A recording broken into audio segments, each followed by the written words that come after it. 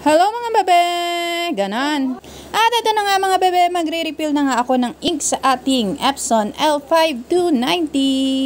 Ganon. So dumating na nga kasi yung ink na binili ko, kaya naman magre-refill na tayo at i-install na natin ang ating printer sa ating computer. Ganon. So gaya nga ng sabi ko nung nag-unboxing ako ng ating printer ay papalitan ko siya ng pigment ink para permanent ink siya at hindi siya nagpe-fade. At tamang-tama siya sa mga sticker and iba pang printing services na ino-offer ko. Ganon. So, bago nga ako mag-refill ay nagpabili muna ako ng 4 na syringe kasi 4 itong ink natin kaya kailangan 4 na piraso din yung syringe. So, ito yung gagamitin natin para makapag-refill tayo ng ink sa ating Epson L5290. So, hindi kasi compatible yung pinaka-bottle ni pigment ink kuyi sa ating L5290 kaya kailangan natin ng syringe. Ganon. So, ito na nga, magre-refill na nga tayo ng ink. Pero bago yan, tanggalin muna natin yung pinakatakip ng syringe. Ayan, yung nasa ibabaw.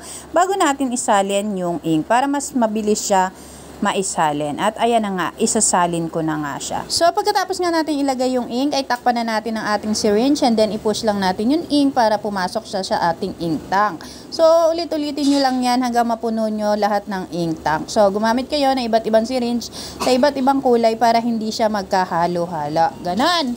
Mga bebe, pakatandaan nyo nga pala na bago kayo mag-refill ay wag nyo munang i-connecta ang inyong printer sa inyong computer.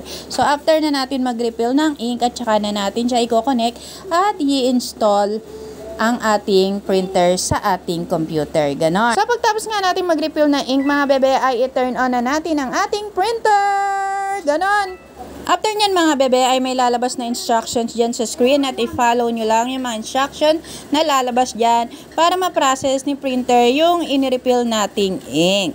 So meron kasi siyang processing time kung kailan matatapos kaya iintayin pa natin yan and then pagkatapos ayan pwede na natin i-install si printer sa ating computer. Ganon. At hanggang dito na nga lang muna ang video ko mga bebe tungkol sa pag-refill natin ng ink sa ating Epson L5290. So salamat sa mga nanood at manonood pa lang.